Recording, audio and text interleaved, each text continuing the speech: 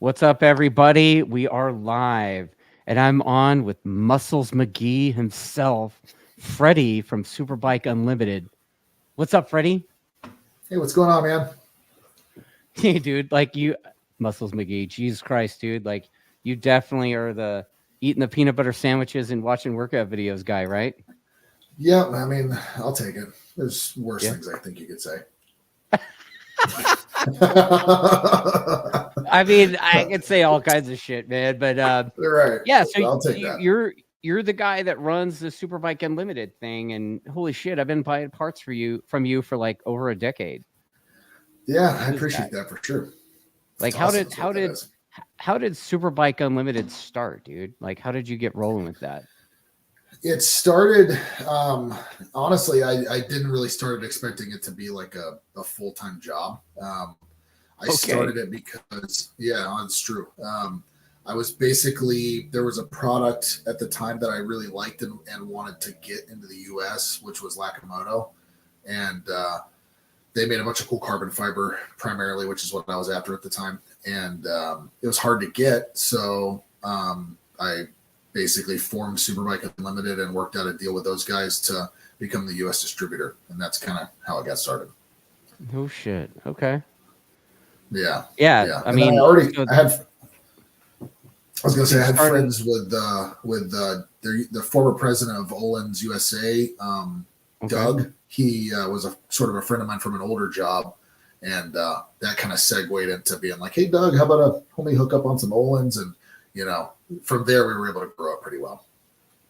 Yeah. Your online store isn't really like usual online stores.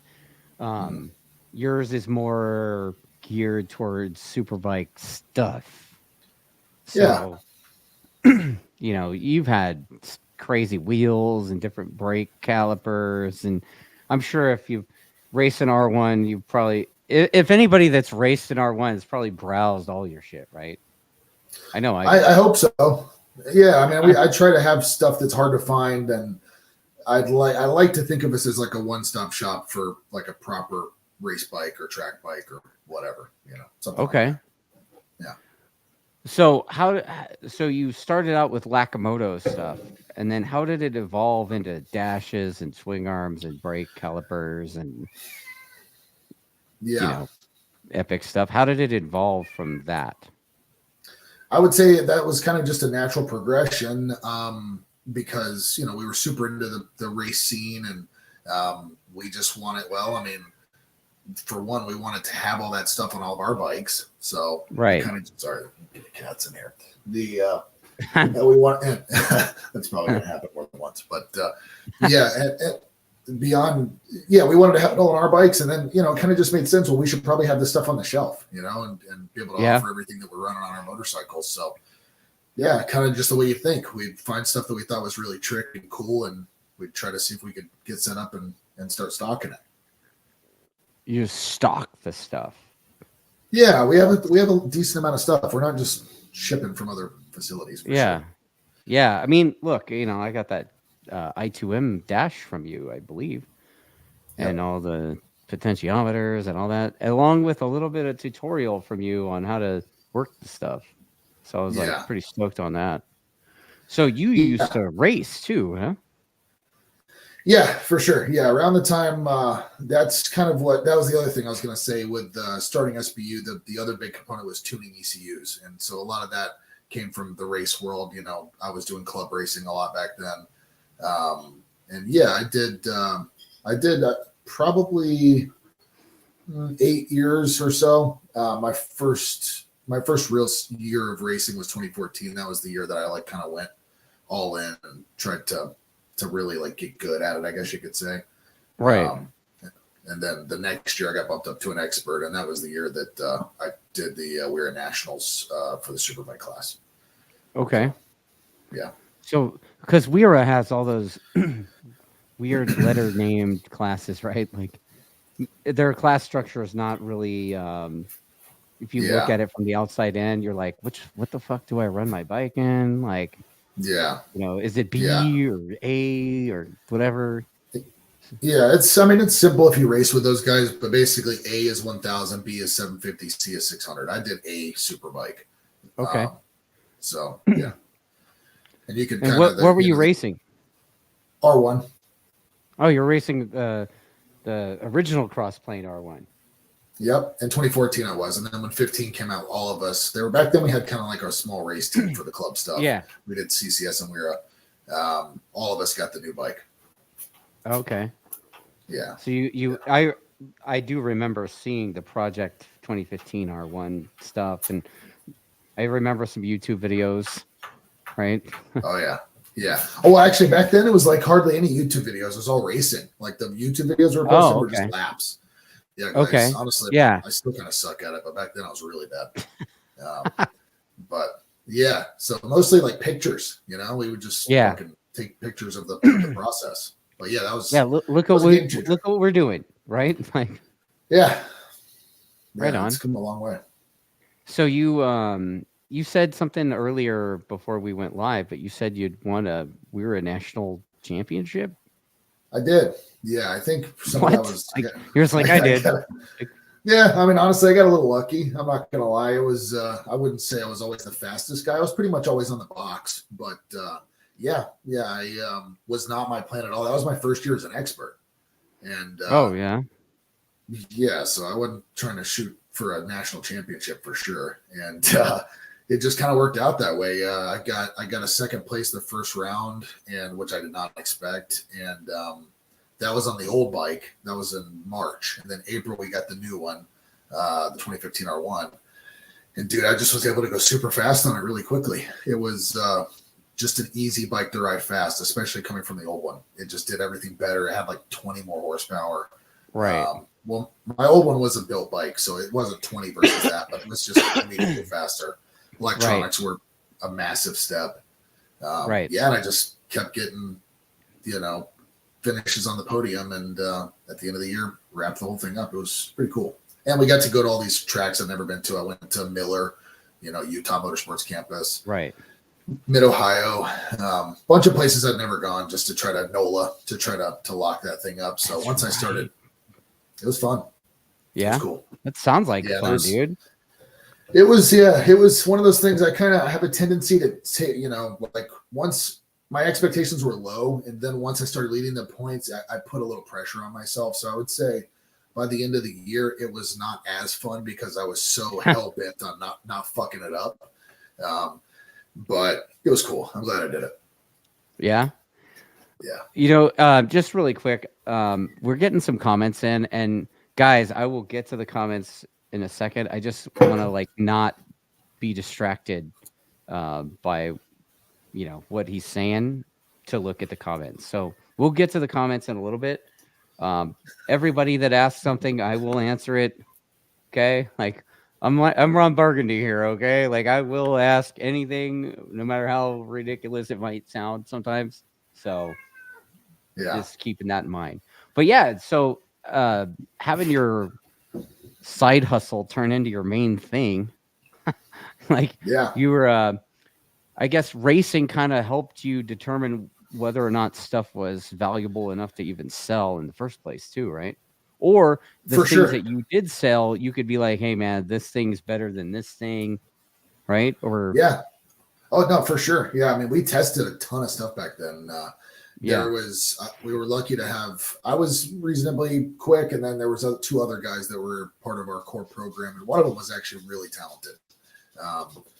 And so it was great. We would get all kinds of parts to try, and we would provide honest feedback. And frankly, there's a lot of stuff that we got that you never saw on SBU just because we didn't really think it hacked it. But we also got to find some really nice stuff.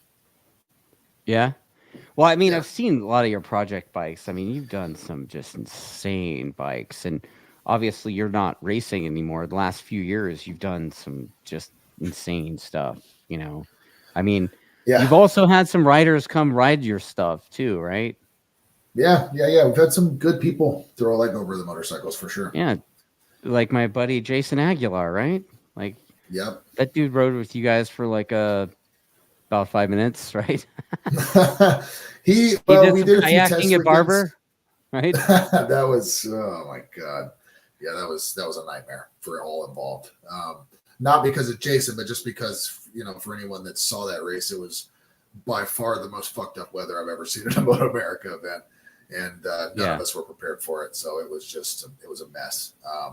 But no, we did a few test weekends with him that went really well. He actually, at CMP, he unofficially broke the lap record back then, and then promptly sent my beloved ZX10RR into a porta potty. Turn 1 at like 120 miles an hour, and I'm not exaggerating. When you gotta go, right? Yeah, the bike had to go. He told me. Yeah, he told me you broke it in half or whatever. It was pretty close. I don't think there was nothing usable on the bike afterwards. We'll put it that way. Oil filter? The motor. Oil filter, maybe. I mean, honestly, we took the engine apart and serviced it, but yeah, that was everything else was done. Yeah, that kind of happens, right? It happens. Yeah, it was a bummer. And then I kind of remember you guys had a stint a little bit with that Andrew Lee guy, right? That guy's been around. Yeah, that was an interesting one. Stock 1,000 champ, Yep. Yeah, that one's kind of a touchy subject. Did you know about what happened with at Barber? No, dude. Oh, no. Okay. Well, I don't know anything. Let me roll up my sleeves. Like that story? It's not the best story. So that was a deal where I had built that bike just for me to ride because I was just doing club stuff. I wanted a really cool club racing bike, that was just way overkill.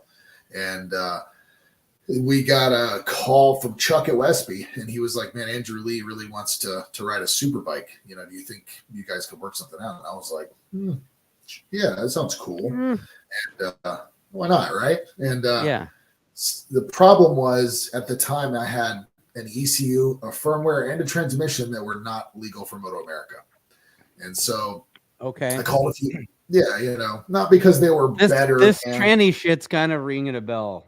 Okay, yeah, I'm sure it is. So so I called a few people, buddies in the paddock that one of them you're good friends with, and I just said, "What do you think about this? You think should I do it? Because we're not going to be able to change this before the event. It was like 2 weeks away from the event, right?" And they're like, "Dude, you're going to be fine. Don't worry about it. Just do it." And I was like, "Okay, let's do it." So I talked to Andrew and told him, "Here's the deal. The bike's technically not legal, but let's just do it. Let's send it." And we were for sure. Apparently, there was another team that there's a guy that works on that team doesn't like me, and he was, before we even got to the track, was like emailing people from the FIM, emailing MotoAmerica people. Dude, yes, 100%. And we turned some laps. We actually did pretty good. I have to go back and look at the results, but I remember we went faster than Tony Elias in one of the sessions, which I was stoked about because, it was kind of just a, kind of a mid-level superbike, and Andrew had never been on a superbike and was going quicker every session. So, and then the technical director pulled me aside and goes, "What ECU you got in that bike?" And I was like, "Oh, the one that's supposed to be in there." He was like, "You sure about that?" And I was like, "Yeah, I'm pretty sure." And he was like, "Well, let's have a meeting about that." And I was like, "Shit," So yeah, that was kind of how that went. Wow. What wasn't my best moment, but we had to give it a shot. It was either we stay home or we risk it. And I wasn't thrilled with how it ended, but I don't regret it. Yeah, so it seems like there's a lot of that goes on behind the scenes in MotoAmerica. Somebody shouts and cries or whatever, and next thing you know, you're getting called into a meeting. I guess I don't know. Yeah. I mean, and to be fair, it was a valid complaint. Don't get me wrong, all that stuff that we had back then is 100% legal now, but wasn't then. Right. Yeah, I mean, it seems like they're doing a pretty good job making Superbike pretty damn close to World Superbike, right? Yeah. And honestly, the thing looks like it. I had back then wasn't necessarily World Superbike. It was just it had never been approved. So, it wasn't the stuff that the other bigger teams had was for sure much better. It's just mine wasn't ever allowed to be ran. Right. So. Yeah, there's been a lot of stuff. I mean, you've heard Richard talk about like the different shock and stuff. Like Yep. the shock that was approved to run FIM in World Superbike, but for whatever reason wasn't approved here in MotoAmerica. Correct. And he's like, Yeah. why? But everyone else's shock was approved. So it's kind of like the Yamaha rule, kind of, you know? Yeah, there like are some times where yeah, things happen and you're kind of like, I don't agree with that, but makes a lot of sense. Yeah. Yeah. You know, it's tough. Yeah. So, I mean, who was that? Who was the other team? Yeah. Well, I'll say the other team was actually, as Richard once said, it was a letter and a number. The funny thing is, to my understanding, at least at the time, they were running a firmware that wasn't legal. But who cares? That's interesting. Yeah, because it all has to be homologated by a factory. That was the reason why we didn't have something that was allowed. And Suzuki doesn't have a factory World Superbike team, so there is no factory to homologate the firmware they were using. It's only for development purposes, and they weren't doing development. See, so. Whatever. I see. Yeah, you know, I mean, if it were up to them, they'd be racing stock bikes everywhere. So, you know, whatever. Right. Yeah. I think, you know, I'm not complaining. It's one of those things where I was bitter about it at the time. And you admit that your shit was illegal. You knew it was illegal and you did it anyway. And, you know. Exactly. Yeah. I had to take a shot. I mean, we had a blast up until we had a meeting. And then it was depressing. Right. A depressing meeting. For sure. I mean, you knew it was coming. You knew you were going to get that. I mean, honestly. I did. I mean, and you're truthfully at a national series, right? It's supposed to be the national series. You know, getting away with stuff. I mean, there's a guy that I'm friends with here in California. Sorry, Sean. You know, my buddy Sean years ago, he was doing the national thing. He blew up his engine and swapped it out with like his girlfriend's stock 750 engine for 600 Super Sport. Right. Yeah. That happened. You know? That happened to VIR with the AMA a long time ago. This one was I think this one might have been. It was either Sears Point or Laguda. I forget, but you know, can't do that. It happens, right? It happens. Yeah, for sure. Yeah, I wouldn't say we were quite that egregious, but you know, I was honest. The whole thing with us was just timing. We didn't have time, so we just showed up what we had. And to be fair, I didn't think we were going to do as well as we did. And I think that brought, you know, some attention, you know, but yeah, if you go out and you suck, chances are you're probably going to be fine. But if you go out and you do anything, it's going to be like extra looked at. Right. Yeah. Yeah. I mean, it's inevitable. So for sure we played with fire and we got burned. So it's all good. Yeah. I mean, it happens, right? Happens. Mm-hmm. Yeah. Chunky Buns says nobody cares if you suck. That's basically what I just said. Yeah. For sure. So what's you've been doing these projects for a long time. Like what do you think is your best memory of a project? What's your favorite project you've done? I mean, that is a tough one, man. They all have stick bikes, dude. Like I mean, they all kind of have different like a special place for me.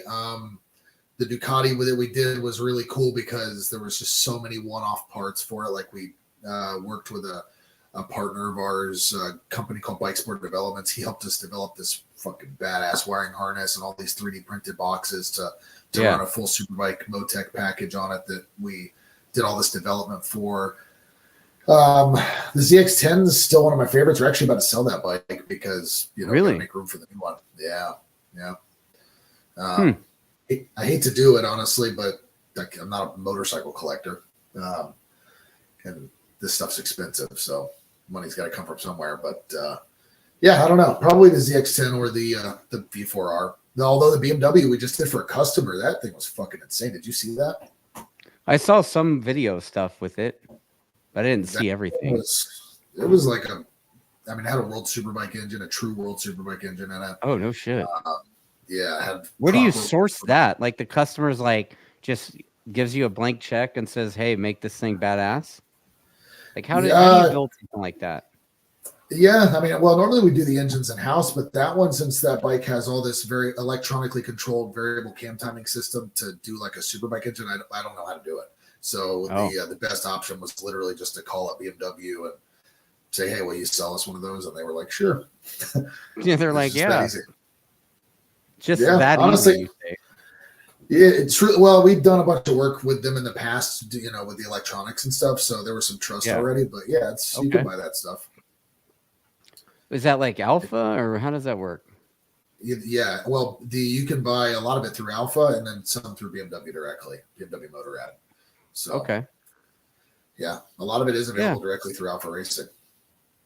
And you just built that for? So is this guy a club racer, or is he a stock 1,000 guy? What Nope, he's just the guy that wanted a really insane motorcycle.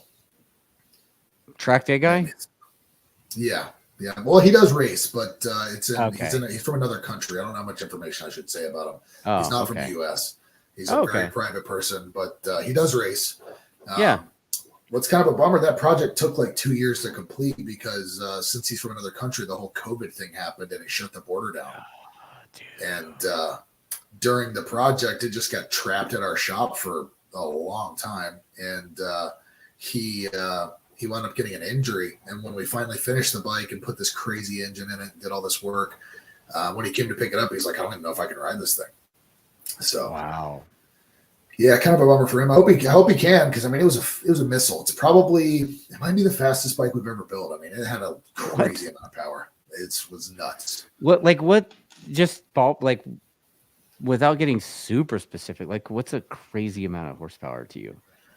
Like 230 plus at the wheel. Which, that's a lot. Jesus, dude. Yeah. Okay. And our dyno is not like there's dynos where you see these like it's not a downhill dyno. Is that what you're saying?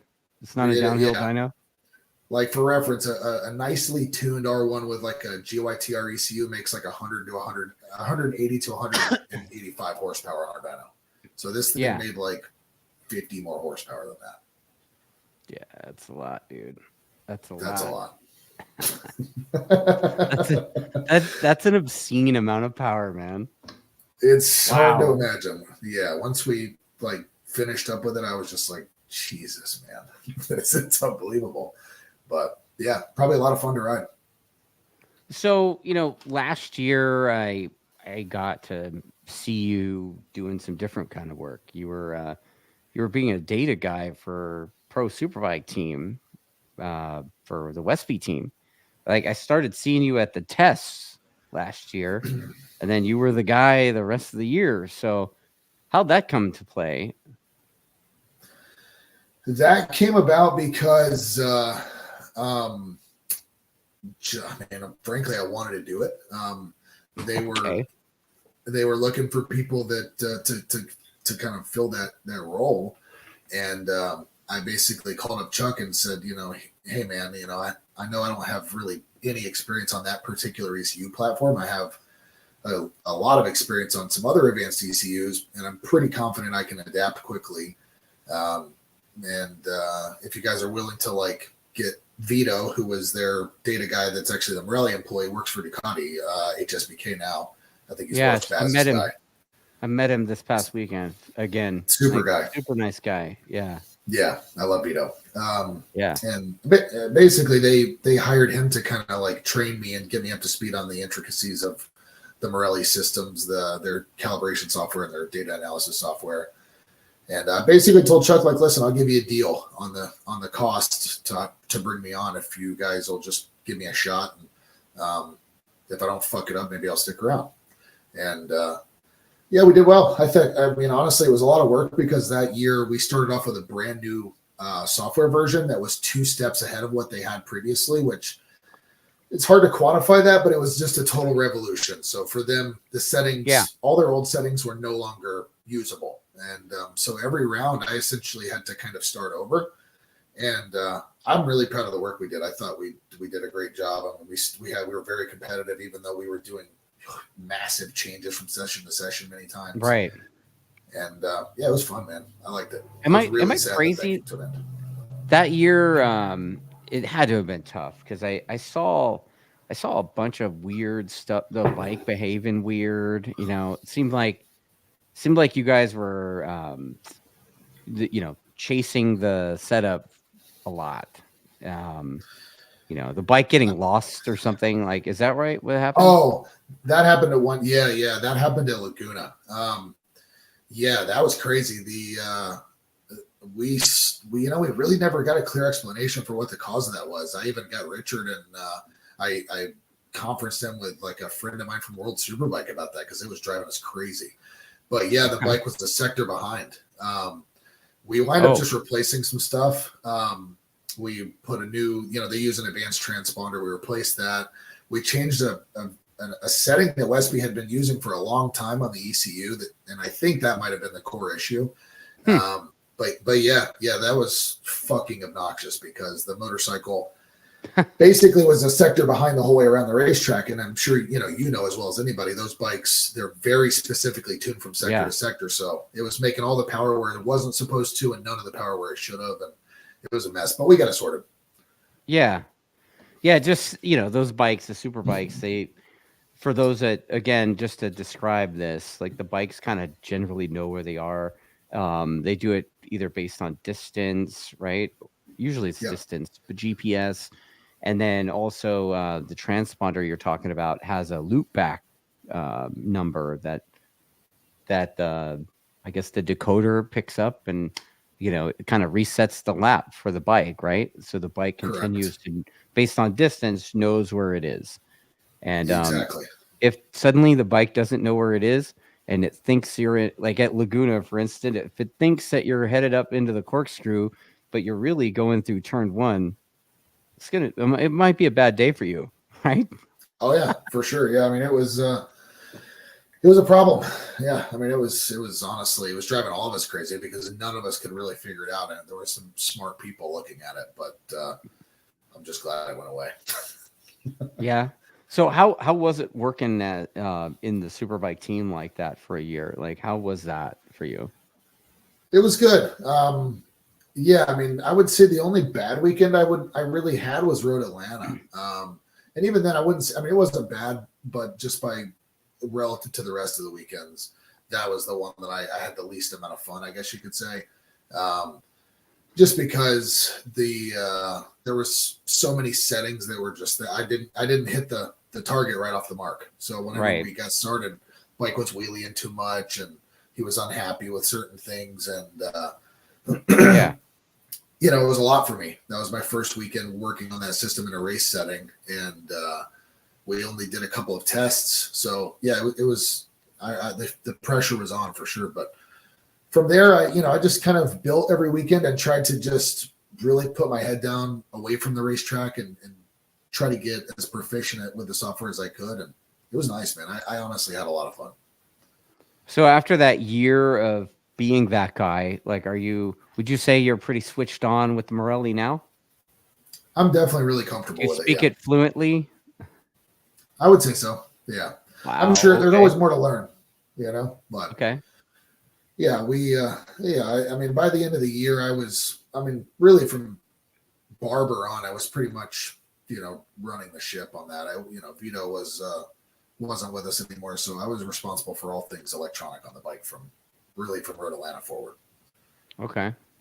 Yeah. So, I mean, that's a hell of a on-the-job training there, buddy. Like maybe that's like, am I crazy to think that you offered Chuck the bro deal on that just so you could selfishly learn Marelli?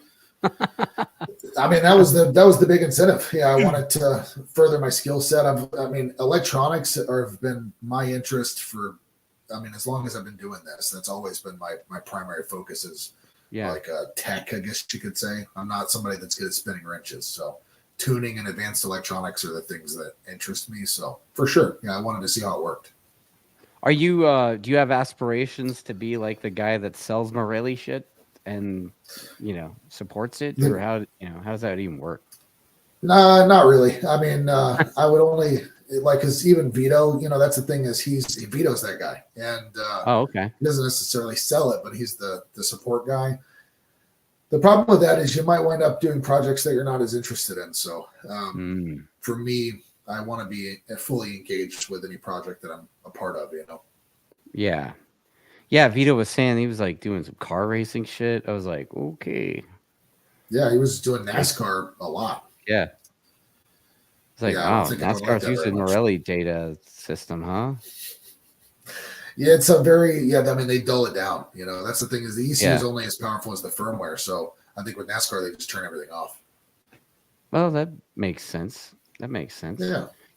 So, there was when the Westby thing went away, Trig decided to punch out. There was a lot of rumors going around that you guys like Superbike Unlimited were gonna do your own superbike, and recently I've seen some videos that you've come out with, and I've had a bunch of Talkin Motorbikes fans like in my ear, like, hey man, you need to get Freddy on. I was like, dude, I know Freddy, so you were like, yeah, dude, let's do one. And Yeah. so tell me a little bit about what you got going on there. You've obviously you've been working on some kind of R1 thing. So let's talk about it. Yeah, For sure. Yeah, that was. I did want to, honestly. I mean, I can tell you, as soon as Westby ended up, I would say, distraught at that information, because I really been working with those guys for years, not in that role, but in some capacity since 2017. So yeah, I was gutted when that happened, and we had already, we already had plans for this year, so that was a shock to everybody. So my first thing was, nah, fuck this. We're not gonna call it yet. So I started calling anybody I could possibly think of that might be able to write a check to keep the thing alive. Yeah, but it was pretty late. When he made that decision, it was way late, and so I couldn't get any money together. And I had a few talks with some other teams. There was another big team that asked me to run a part of their program, and I just didn't really think it was a good fit, honestly, for me. So I wind up not doing that. And there were some other things like that. But I guess maybe like 2 months ago, I just got the harebrained idea to just start paying for everything myself, and try to put some motorcycles together. And maybe if I build a really nice bike or two with the guys at the shop, that we can find a talented rider, and hopefully some people step up financially and help us, fill in some holes there and go do some racing. Yeah, so this you're building a Yamaha Superbike, right? I watched your video. You've got the frame with the modified swing arm pivot. Where'd you get that done? I got that from Richard. Shocker. I know. Yeah, I was gonna say right. As far as I know, he's the go-to in the US for that. Yeah, I think he does everybody that races an R1 and Superbike. He does that swing arm pivot mod for. Yeah, I mean, it's a must for sure. You gotta have adjustable pivot, and his solutions is really nice. So, he hooked me up with some frames, and I think actually I don't have the actual pivot, the bolt part yet. I think he actually was making that today. But he got those out right away, which is awesome. So we can start putting stuff together. We're actually using Bitubo suspension, which is really kind of like an unknown in the States. Yeah. The Tubo suspension. You see that stuff in like what, BSB, right? Yep. Okay. Man, it's killing it in BSB. The factory supported Yamaha team over there uses it. They're setting lap records and winning races all over the place, so it's good. And what are you going to do for a swing arm on that thing? We've got Suter swing arms. Yeah, I kind of figured. Similar to the spec that Westby had. Yeah. I mean, you can kind of buy that stuff, right? Like it's, you could probably, if you wave a big check and you had the time, you could probably get Richard to make one. But then what, right? Yeah, well, I mean, I would. Yeah, I mean, there's that, and also it was just, we have a good relationship with Suter, and they had one ready to go. So Right. that made things easier. You know, we were still short on time. You can't expect too much of people. Like, just because we're in a hurry doesn't mean that they're going to be, you know. So you Yeah. gotta, Yeah. sometimes you just have to take what makes the most sense logistically. Yeah, and then obviously you're gonna basically use your catalog to do the rest of the thing, right? The forks, the wheels. Yep. What kind of dash are you gonna use on that thing? If you're gonna use Marelli, I'm assuming, right? You Yeah, gonna use Marelli, but Marelli dash or an I2M dash, or what are you gonna use? I'll use I2M actually. They that's the whole factory Yamaha deal is running the I2M dash now, so I think Okay, it's a lot nicer than the Marelli dash. it is. Marelli dash looks like a 1985 calculator, I've been saying right? that forever. Like a Game Boy, like the original It Game does. Boy, right? Yeah, it looks like a Texas Instruments. We're not. We Yeah, gotta have yeah, color. exactly. Yeah. Yeah, for Okay. sure. Yeah, no, we got a handful of those, and I had them on the shelf, so that was nice. Yeah. But you sell other dashes too, right? Don't you sell you sell the AIM stuff too, right? We sell a bunch. Yeah, we sell AIM, Motec, obviously the I2M, a company called Starlane. There's some other ones in there. Those are the main. But yeah, we sell a bunch So of electronic stuff like if you're that. a club racer guy and you want the data, AIM or I2M, right? It depends on the bike. Honestly, I2M is typically going to be the only one that's plug and play. They're the only people that make a plug and play dash for like an R1. Right. Most bikes. I mean, most of these Yeah. dashes are not plug and play. Yeah. Well, I think you and I chatted about that, and that's basically what tipped me over the edge on that. The software that comes with it's a little janky. Like, what is it called? Dana's Danis. software. Yeah. It's a little It's janky. Not a it's not super big as fan of that. yeah, I was gonna say it's not as easy to use as the AIM stuff, but I will say I think it's more powerful in a lot of ways. But that's their problem is the guy that makes all that stuff's an engineer and he thinks everyone should think the way he thinks. And if you don't, then it's not a problem with the software, it's just that you're an idiot. So, you know. You know what? In my case, he's probably right. That's that's the problem. You're going to encounter that sometimes in the data analysis world. Is Right. It's not a problem with us; it's a problem with you. So Yeah. Yeah. So with a lot of club racers are using data now, right? I mean, yeah, like it's nice across to the see. country, a lot of club racers are using it. Like I know Chloe that she's working for M4, but like, dude, she was rolling up in an AIM van and like, That's people right. were having her look up data and stuff, and it's pretty neat. What do you Yeah. think of like I guess you could say the surge of the use of data even at the club level? I think it's great. I mean, people, I think don't get me wrong, it can be a distraction. There's definitely people I see spending too much time focusing on that versus fundamentals that they need to be focusing on in the Paralysis ringer. by analysis, right? For sure. Yeah. Yeah. And I've been guilty of it myself. Sometimes you just need to stop looking at the screen and go faster. Yeah. But on the other hand, I think it's great. People can better understand why things are happening and what they can do better. And also just kind of get an idea of what their motorcycle needs to be doing around the track when it feels good. Yeah, I think it's good. I'm happy to see it. Is it normal? Like because like you said, dude, like you can go down that rabbit hole and look at every little squiggly line of every sensor that you have. And, if you've got it plugged into the IMU, then you could see other things as well. Dude, that is a lot. It's a lot of data that you could look at. And I started focusing on just the brake pressure and throttle and the whisk gap, like Richard That's and I huge. call it the whisk gap. Like I just focused on that, dude, like trying to shorten up that whisk gap. Like, is that normal or is that, Yeah, you think I'm that's too like big, like I'm too big of an idiot to look deeper? No. I think you honestly, like whenever I'm looking at if I'm just glancing at someone's data that's telling me, help me, then that's one of the first things I'm going to look at. First, I'm going to look at the fork and the shock positions just to make sure they're not completely fucked. But as long as they're reasonable, then that's going to be one of the first other things I look at is let's just have a look and see what kind of coasting time you have over the course of a lap, you know. And yeah, for a Yeah. lot of people, that time it's like a second or two easy, you know. And Yeah. that's just time you're throwing away. Yeah, I free think that's speed, smart. right? Just hand out Yeah. some free speed. Right on. Yeah, exactly.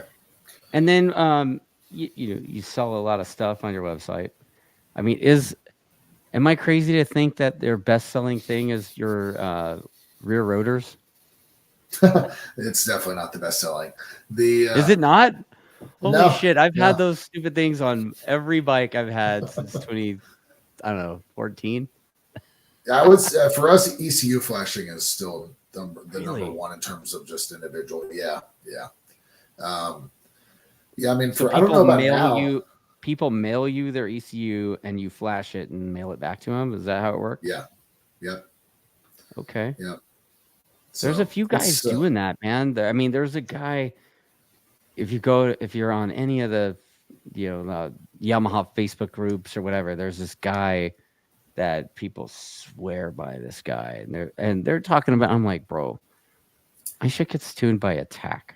You're saying that this guy's better than Attack? Get the fuck out of here. But like, yeah, right. Like, oh yeah, the dude that you can, the mail order guy. That guy really, I right? mean, yeah, you never Like, know. I don't want to. how do you tune a bike by mail order? How does that work? I mean, the way it works in my case is really simple. We have a dyno at the shop. I just give people, as far as the fuel and ignition map, like, so the tune part of it, there's so much to it. Obviously, like, say for like an R1 ECU, there's so many layers in that ECU. So we totally redefine essentially like the torque strategy of the ECU, which is basically just power delivery, how much power it makes and how it makes it. So I take concepts that we use in Superbike, like with Westby, and sort of adapt that to be something that's usable in the standard ECU. Yeah. But as far as like how do you map the fuel and ignition, what we do is on the dyno, I've tuned hundreds and hundreds of those bikes. So I just have a map library, and if whenever we have the form filled out, it's going to have this area where you list what modifications you've done. I just pick one of those files that I made on someone else's bike that's the same spec. So it's not going to be perfect, but it's going to be close. That's the thing. A stock ECU is the same way. They're all a little different, but the stock ECU works fine. So it's the same concept. It's for sure a custom map is always better, but not everybody can afford that. Ask you.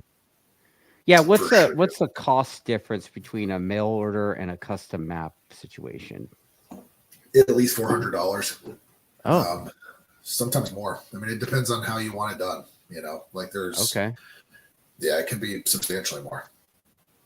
Well, I mean, if you're gonna full dyno tune with the ECU and everything, like how long does that usually take? Is it $400 different? What is it, like an all day affair? Holy shit! It's a few hours. The whole thing. I mean, it just depends. Like we can technically do cylinder trims. So if somebody wanted us to really go crazy on a stock ECU, it would cost a lot of money because we have to tune each cylinder individually. There's a lot of time in moving the lambda back and tuning each one of those tables. You'd be surprised whenever you tune a motorcycle, if you tune each cylinder individually, you would be amazed at the fuel differences from one cylinder to another. It's almost like a totally different engine. So you have to spend an equal amount of time on each cylinder. It's like tuning 4 bikes, so it costs a lot of money. And then, like, at the end of that, what does the person gain by doing that? Is it like a shocking difference? It can be. Yeah. I mean, on a super bike, you can pick up another 10 horsepower by doing the cylinder tuning like that. No shit. Yeah. Okay. Yeah, so $400? No, well, that costs way more. I mean, no, $400 difference, right? Or are you saying that's more? You're saying that's more. Yeah, because that could take like multiple days to get it done perfectly because the ECU flashing process is really slow. So it's a lot of time of just making changes and then writing the ECU. Most of that time is not even on the dyno. It's literally just working on the ECU. So that's the reason why Superbike systems, they cost a shitload of money, but they're so much better because you can do that work like in the blink of an eye. They're tailor made to work that way. So. Okay. Okay. Yeah. So the number one selling item is not the rear rotors; it's ECU flashes. Yeah. Interesting. Rotors are up there though, for sure. Yeah, the rear rotor. I mean, dude, like I said, do you make those in house or what are you doing? No, we have a place that makes them. Okay. It They would take a cost us stock way one. more. Do they take a stock one and hollow it out, or what do No, they do? no, they start from like they use sheets of material. They have like a double disc grinding thing. They basically laser cut them or what, however they do it. I don't know how they cut them, Yeah. and then they double disc grind them and put Yeah. a heat treat on them. And yeah, it would cost us like twice as much to make those. Right. Well, America, everything costs more to make, right? Well, not just that. It's just this is a place that that's all they do is make brake rotors. So we don't Yeah. get me wrong. We buy a ton of them at a time, but they're Yeah. just set up to do that. Whereas for us, that would be insane. Well, I'm going to get to some of the comments here really quick. If anybody has any questions for Freddy, throw them into the comments, man. I'm sure the dude's ready. He's got his guns ready to rock and roll. So, but let's go for it. Yeah. Let's see here. Yeah. Mr. Freddy the Mechanico. Let's see. Freddy tonight. Missed the first part of that story because we were getting commercials. I'm guessing he's talking about the bike getting protested story. Maybe. We don't need to rehash it. You can hit rewind, bro. And then Soulless Ginger wants to know whether or not you could sell the World Superbike Öhlins shocks to the public, like the RSP 40. Not that he can afford it. Yeah, I'm not sure. The short answer to that is no. We can buy them, Okay. but Öhlins doesn't want us just buying those to sell them to people because they have to be serviced in a very specific way, and even most service centers can't service those. We've definitely supplied them to customers, but generally speaking, it's part of like a complete package. We don't sell just the shock or the fork. So okay, no, unless we have a used one, which we're about to have one pretty soon. Like what's the difference in the process to service one of those? Well, I can't go into it too much, but Okay. you'd be surprised. The technology is a lot different than a TTX. It's in terms of like actually working on it, it's not that different. It's just that the tech is a lot different and they don't necessarily want everybody having eyes on the inside of one of those. And I think it's Mark Knutson has a question for you about. He says he loved calling up SBU for advice on parts. He says that you helped him out making many choices with his previous R1 and then again on his R6. Now that his R6 is at the shop to get sorted and tuned by the best. Oh shit! Awesome. Oh yeah. You know what? Knutson, you have his R6? Yeah. Yep. No shit. I think. Yeah. Look at that. To finish that one, and I think we got like 2 weeks to finish that one. Actually, if it's the guy I'm thinking of. Yeah. Well, he's right here listening. So. Thanks, dude. And then let's see here. 848 Evo says, according to a certain former team members, the Kawasaki ZX7 Superbike at the end of its race days was an 835 engine in AMA and Superbike. I think they were doing that because they had gone up to 1,000 cc's in the Superbikes, and Kawi didn't have the 10 yet. Am I wrong to think that? Everybody was calling them 840s back then. Do you not remember that, Freddie? Nope.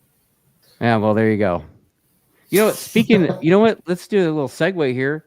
Speaking of somebody who used to ride those ZX7s, I had Caleb DeCarroll. Dude, Caleb DeCarroll doesn't have a ride, and he's doing this whole thing.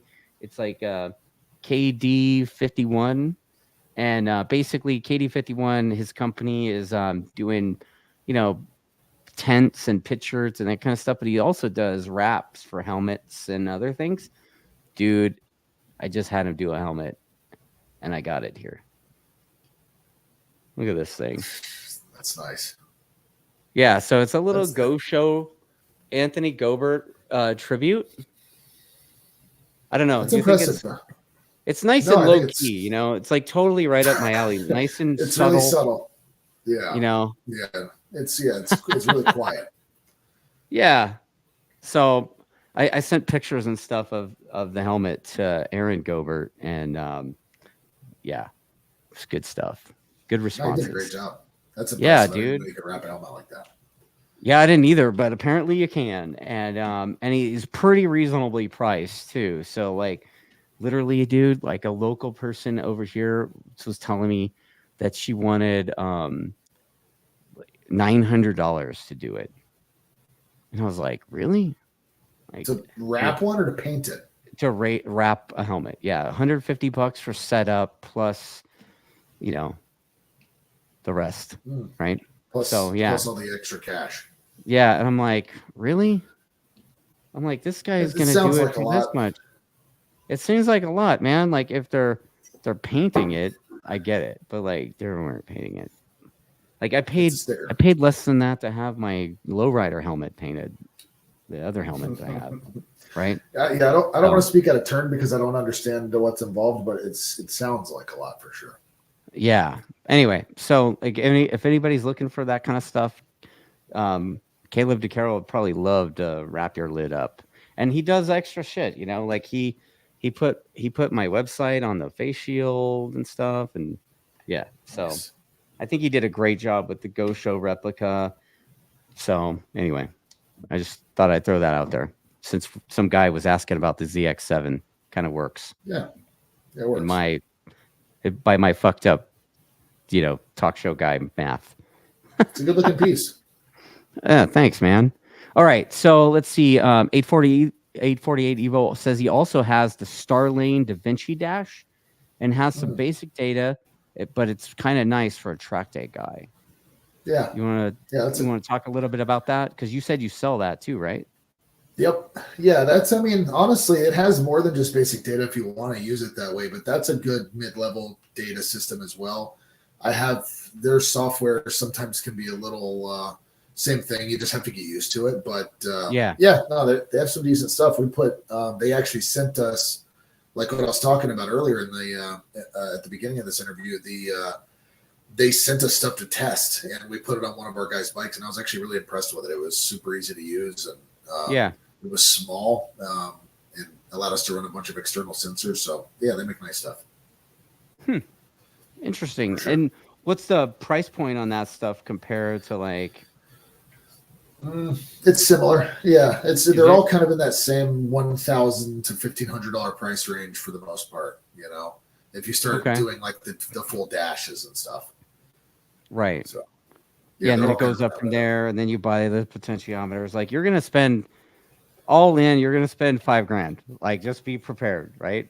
Or am I It's true. crazy? Yeah. I mean, Yeah. no, if you do everything, brake pressure sensors, pots, and like if you get the I2M, like the top level one, it has tire pressure monitoring and stuff. It comes with the Yeah. sensors to monitor your tire pressures and Dude, brake I have the temperature. TPMS and I never put them on. They're sitting in the drawer.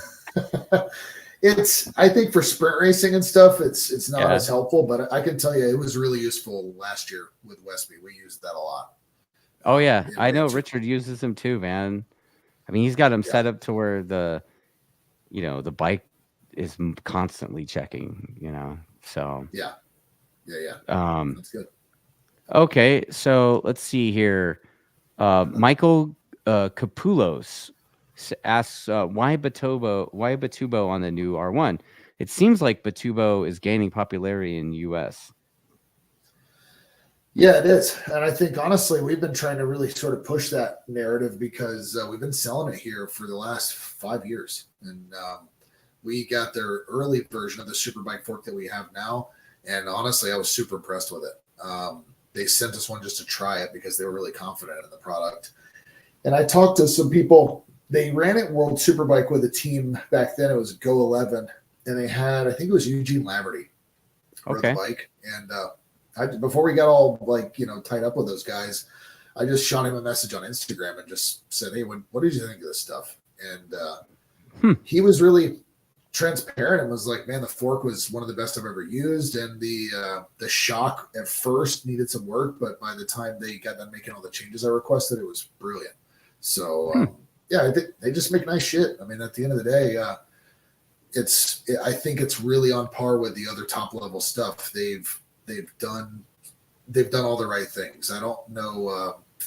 Have you ever looked at like how the Superbike forks work? Like the Actually, fork bottoms. I'm working on another screen right now. No shit. I'm working on the Attack Yamaha Superbike build breakdown video. And so literally just put the stuff with Corn Dog in there talking about the forks and how they work. Very nice. Okay. It's insane. Well, yeah. That's a lot of the tech and concepts that the Öhlins Superbike fork has by Tubo is doing the same stuff. I'm not going to say copying, but similar concepts, and they work. So, yeah, and obviously, like we talked about, they're killing it in the British Superbike Championship. I mean, I remember at the beginning of last year in preseason testing, they were lapping within like a couple of tenths of the world Superbike lap record on a BSV bike with no rider rates. Yeah, I mean, okay. They don't have traction control, so I'm like, right, suspension's going to be pretty good. Right on. And do you have an idea what the price point of that stuff is for the end user? Yeah, so that's probably going to have it available on your website and for sale. Yeah, yeah, we sell it. So the Superbike shock's actually a lot cheaper than the Öhlins, and that's another thing, that their Superbike shock has high speed compression and rebound adjustment externally. So with an Öhlins, to change high speed settings, you have to open the shock and change to the shim stack. That's another potential benefit. But cost wise, the Batubo Superbike shock is about $2,500, so a lot less than the Öhlins. And then the forks are similarly priced. They're about $13,000, I think, for a set. Wow. Yeah. 13,000 American. Okay. Yeah. So Richard was saying 11,000 euro. Like that's. It's that whatever the price cap is. That's what they are. Okay. Yeah. That's okay. Let's see here. Another question. Let's see. Ride to Death says wants to know your top 3 picks for team rider if you could have anyone ride your MotoAmerica bike. And to add to that, Chunky Buns is needing a name. So look, Xavi Flores is out, right? Like he doesn't have a ride this far. Well, shit, Caleb DeCarroll. That dude was smashing people last year, and he could go quick if he had a ride. Who else? Oh, dude, I talked to Troy Herfoss last weekend, and he was talking about wanting to race Superbike. So his name's come up. The Chavi. I don't know how much I should say. The Chavi is somebody that we talked to, and I would like to get him on the motorcycle. Yeah. Somebody else actually mentioned Troy Herfoss to me. Whose opinion I really respect, and to be honest with you, I haven't thought about that, but it makes a lot of sense. He seems like he's super talented. Dude, have you watched that guy in Australian Superbike? Holy fuck, that guy is multi-time champ. Like, he's a ripper. Yeah, and he's coming over here and beating up on guys that he shouldn't really be able to do that with. Obviously, I don't really that class he's in is not the most exciting for me, but either way, he's doing well. So what you're saying is there's not going to be a Superbike Unlimited bagger? No. No? No. I get asked, that's happened. That question has happened a lot. Come on, dude. You want to build a bagger, big ass carbon fiber. No. Nope. All right. Not right now. Yeah, maybe when I get older. It'll not right now. Sense. Right on. Yeah, I've seen the comments. Skoltz, dude. Skoltz has a ride. Daniel, Daniel Goodnight. Yeah, we tried to make that work. He's riding for Tony Stark, right? Or Peter Strack. Peter Strack, right. Yeah. That's a nice comparison. That was a possibility actually. We talked to Matt and that team because I wanted to try to figure out if there was a way, but I don't think it's easy for the rider to go back and forth like that. Yeah. Go super sport to super bike. I think both sides are going to suffer a little, and I think it's good for him, especially while he's adapting to a new program and a new type of motorcycle that he's just all in on what he's doing, But I know he would love to do it. Like who else? I mean, I don't even know. There's some other people. There's a veteran guy that's gone real fast on a Yamaha. I don't think he's riding anything Oh this yeah, year, is he? the old man. Yeah. Yeah, I Josh mean, Hayes doesn't have a ride, right? Yeah, it's yeah. I mean, that dude knows his way around a superbike. I would like to say. he knows how to show up and rip. Mesa is riding the ZX6 again, isn't he? Yeah, Mesa's doing. Dude, Mesa's racing something every weekend. First of all, but in Tyler's. MotoAmerica, he's doing the Titlers thing, right? Yeah. Yeah. Yeah. So By the way, I saw a question here. I'm just going to address it. Somebody asked if the Mercedes glass ever got taken care of. Did you see that one? No. fuck those guys. really, I had an E63S that was only a year old, and the sunroof exploded for no reason while I was driving down the road and showered me with glass. Just popped. how does that It sounded happen? like, I thought the same thing. I actually thought something must have happened because that's not a thing. And I Googled it, and apparently it's happened so much that they have a class action lawsuits about it. Oh And, no shit. Yeah. And when I called the dealer and Mercedes-USA, they were like, that's a bummer. Well, have a nice day. Yeah, go fuck yourself. But hey, what happened to you? Right? Exactly. Yeah. Wow. So, no. Yeah, my insurance wound up paying for that. Jeez. All right. So when do we? When are we going to expect to hear or see action with your new superbike? You got R1. Man, I don't know. You know, It's like we're already yeah, season's already started, Freddie. Like you're a little late to the party, right? mhm. A little Yeah, tardy. So you're saying it was a bad idea to decide to do this in February? I mean, you could just superbikes are so easy to put together. You could just slap those things together quick, It's right? just parts. Yeah. Yeah, no, I mean, honestly, up until like today, we basically had a plan to race at Barber with a rider that's been discussed already in this conversation. I'm not going to say who it is, but he is going to be riding a different bike now, and That sucks.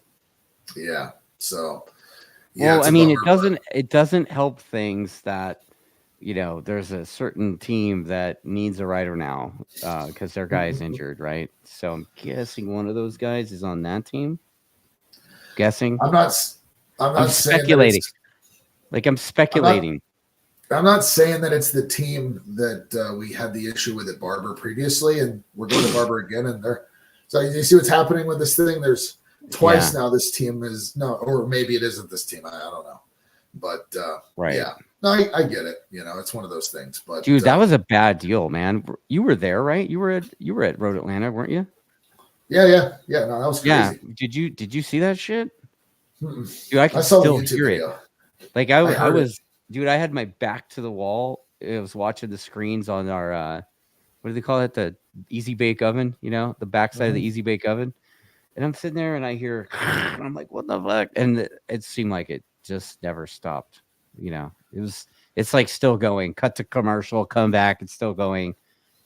It's gnarly. Yeah. No, I mean, it was. I think so many people were surprised because it's the end of the race. So then all of a sudden you hear the crunching sounds. Yeah, it was bizarre. Yeah. So, hope Richie's okay. I mean, I haven't heard any new updates about that guy, but what a talented dude. And fractured some vertebrae. I think he's out for 4 or 5 races. He's out for a minute. Yeah. I mean, he's, the fractures are definitely not, compression fractures in the spine are not like, hanging out, partying, No, it's not taking not a good time. Get back on the bike. Ride to Death wants to know what your favorite bike and track has been. You said your favorite so far was your Project ZX10 thing, right? Yeah, my favorite bike to ride. I mean, so far that's been the best bike I've ridden quickly. But I mean, honestly, the bike we're building now, I think is I mean, it sucks because I'm not as fast as I used to be, but that's the way it goes, But tell me about it. I have a feeling, dude. But yeah, that thing, and then lifting weights and eating food all the time is not helping me. But that thing is probably going to be my favorite one, just because the R1, I always went really good on it. It just turns well. It's got such good grip and feedback. Yeah. And then track wise, for sure, Barber is my favorite track that I've been on. Barber is your favorite track. Okay. Yeah. Have you ridden Laguna and that kind of stuff yet? Okay. Now, as far west as I've gone was Miller, which Miller. I mean, Miller I loved as well, but Miller was epic, right? dude, so fast and such a Yeah. huge wide circuit. I mean, yeah, it was sweet. Yeah. I like that one, but I didn't have enough time to like really get like really comfortable there. I was only there for 1 weekend to race, you know. Yeah. But that was a sweet track. Honestly, I've never raced at Miller. I've done a lot of track days there, and went to Yamaha school there when it was early on, right? But yeah, Miller. I joke that the straightaway there is long enough to microwave a burrito and eat it. It was wild. Yeah, the bikes Right? were slow there. I remember that. That was Yeah. like the place that my bike went the slowest because of the altitude. Yeah. Yeah, that was a Yep. trip. Yeah, but you get to sixth gear, and all of a sudden you're like, okay, now what? Like you're looking for seventh, right? Yeah, Yeah. no, that was some of that. I don't remember. I don't remember the layout that well, but I remember there was a couple of corners you really had to commit to. Yeah. Super fast corner entry. It was fun. Yeah. Super fun. I actually got hit Daniel, by a bike there. you got hit by a bike at Miller? Yeah, I'll send you the pictures. Yeah, I ran off the track because I was using a company's old style clip-on, and the tube, basically the clip-on tube popped out of the clamp. So it was going into the attitudes. You remember that? Oh shit. Yeah. Yep. So going into the attitudes, I turned the bike in and the clip-on bar popped out of the clamp. And so I just stood the bike up and rode straight into the gravel right there. Well, that's what you want to have happen. Yeah, it's perfect. It's what you want on your clip-ons. And yeah. So I was hanging out, and the gravel was super deep. And so I really couldn't, like, once I got in it, I kind of just stopped. I got as far in there as I could, and, you know, the bike started just kind of sinking. And corner worker stood there with me for a minute. And then, like, after standing there for about 4 or 5 minutes, this dude basically target fixated on me and crashed. And so I have this slow motion series of photos of me standing there holding my bike, and this bike's flipping in my direction. I'm like, nah, it's not going to come. It's not going to hit over here. And then right before it hits me and my bike, you see me like run like this, and the back of his tire hits the back of my helmet and knocks me to the ground. What? I swear to God. I got pictures. I'll show you. So you lived what people like me talk about in our writers meeting all the time about the impact zone and all that shit. Like wherever you are, that's okay.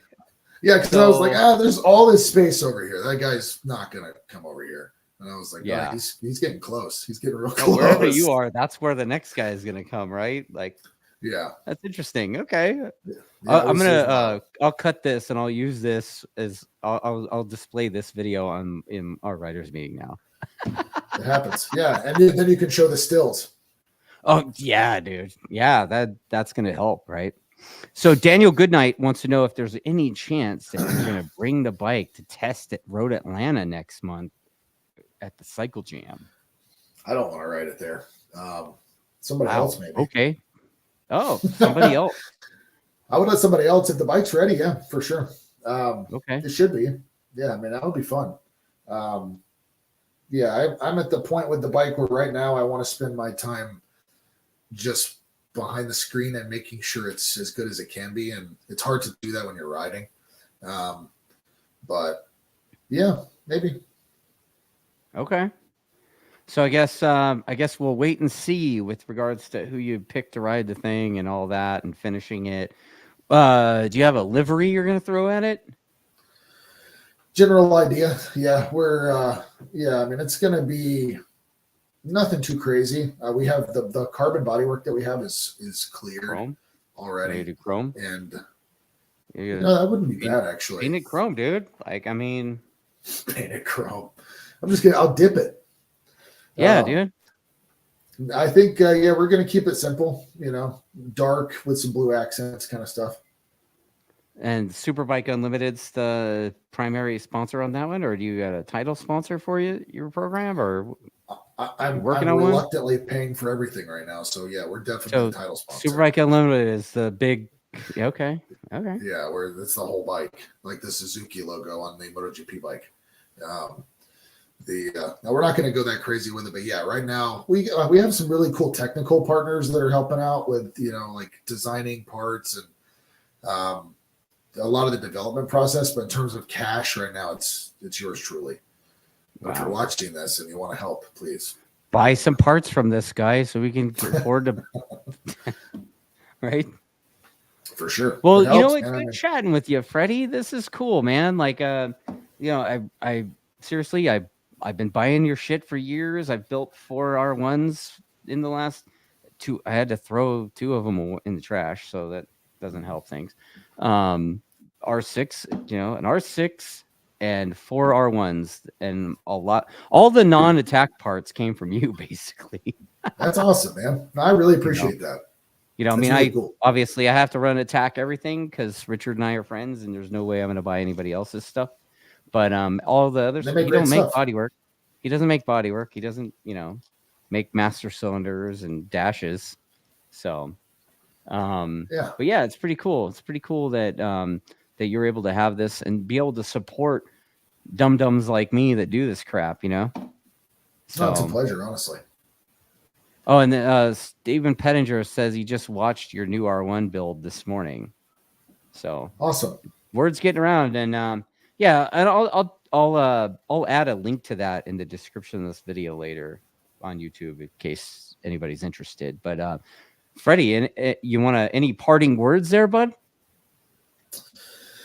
Yeah, I guess I would just say thanks for having me on, and thank you guys for watching. And yeah, seriously, if any of you guys are, if you represent a brand or something and you want to be involved in superbike racing, give us a shout. We're trying to put together the right support package to bring a talented rider on board and do things the correct way. So I'd love to hear from you. Right on, man. And again, you know, superbikeunlimited.com, right? It says that on your shirt. Superbikeunlimited.com. Yeah. Yeah. Look right under the muscles right there. You know? Yeah. You should use that muscle guy somehow in your logo. I don't know. You should. Right? Sure. It mixes. You know what you need? It's not going to make people uncomfortable at all. Like tank tops. Right? We got them. I have them, actually. I bet you do. Have that. Of course. Of course you do. Of course you do. This is hilarious. All right, Freddie. Well, you know what, everybody, thanks for watching this stuff. And, you know, again, buy some parts from Freddie so, you know, he can make some money and afford to build fast motorbikes. Yeah, I really appreciate it. Yeah, thanks so much for having me on, dude. Right on, dude. All right. Peace.